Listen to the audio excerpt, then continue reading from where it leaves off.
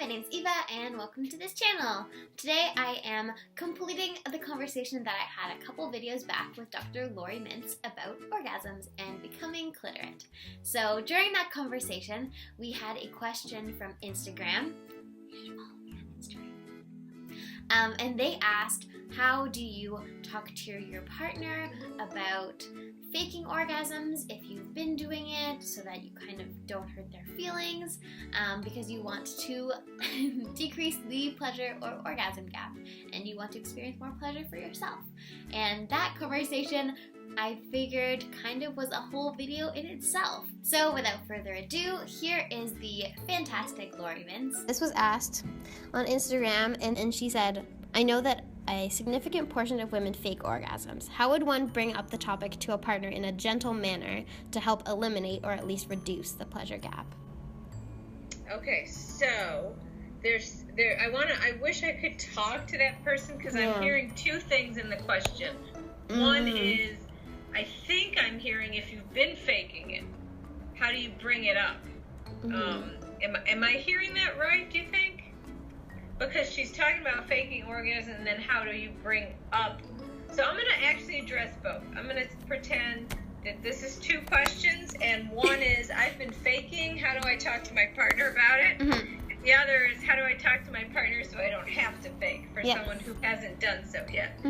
So basically, let's start with the easier one, right? You don't want to fake, you're in a new relationship, or even you're just hooking up for the first time. Whether it's a first-time hookup or a relationship, I would advocate using really good communication skills, which I also teach in the book, and using I statements and, talking to your partner at a good time and saying, I really enjoy having sexual relations with you. I want us both to have equal pleasure. I want to orgasm, not every time. You don't have to orgasm every time, either does he. But I want us really to talk about what brings us pleasure. And there's a lot of myths around female sexuality, and I really want to talk to you about what I need to orgasm. And just put it out there. Or if you feel uncomfortable, and this would get into the you've been faking thing. Now, I have had students and clients confess faking. Sometimes it's gone well, sometimes it hasn't because it's felt like a violation of trust, And in those cases, if the relationship ends, my advice is I'm really sorry, but start the next relationship with honesty. But I would basically own it and say, look, I have to tell you something that's really difficult for me, and I'm afraid you're going to get very upset. That's called a meta communication. I teach those in the book. But I've been faking orgasm with you, and I've been doing that because I didn't know what I know now. I thought that something was wrong with me because I wasn't having an orgasm during intercourse, because that's what culture teaches us. But I just read this fabulous new book. I just watched this great podcast, and I learned that, I'm normal. Most women don't orgasm during intercourse, and what I need is clitoral stimulation. And I'd really like to talk to you about that, and I'd really like to rework our sex life because I don't want to fake with you anymore. I really want us to both have pleasure. I statements, meta communications, owning the stuff, I advocate that. The other thing I do want to bring up is I have a chapter in the book called You Don't Have to Have a Clitoris to Be Clitorate. Basically, that's also a conversation opener.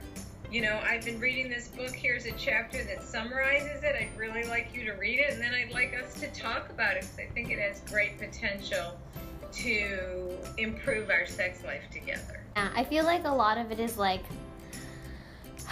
treading carefully around ego, and people are really worried about that because people with penises have been taught that they have the magic wand, and that's stressful too, like all the performance anxiety and stuff. I really like that you brought up that point, and I tried very hard in the book and in general. This is not about men doing something wrong. They're under the same cultural lies and misinformation. And in fact, I talk to men about exactly what you just said, that this takes pressure off of them. Once they know the truth, they're not under this pressure to last long, thrust hard, thrust the right way. It actually improves a sex for everybody to become clitoris. So that was my conversation with Dr. Laurie Mintz. I hope you enjoyed it. A couple housekeeping things. I'm trying to put out a new video every Wednesday for the rest of the summer. So subscribe if you aren't already and leave video suggestions in the comments because I want to make videos that you want me to make. Also, like the video if you like it. Follow me on my social media things. My fave at the moment is Twitter @SexEdOntario, but I also might be doing some Instagram lives, so you should follow me there too, @What's My Body Doing. That's all I have for you today, so have a lovely day. Side note, this is really funny. One of my students who worked with me on the book, she put on her Tinder profile, I am into closing the orgasm gap. Ask me if you want to know what that means. Oh, that's so good. Someone wrote her and was like, said, that sounds like a lot of pressure. And she said to him, no, it's just the opposite. And she explained it, Mm-hmm. And he was like, oh, that sounds easy. I can do that. It's just a matter of talking and educating and, Mm-hmm. Just being out there with it.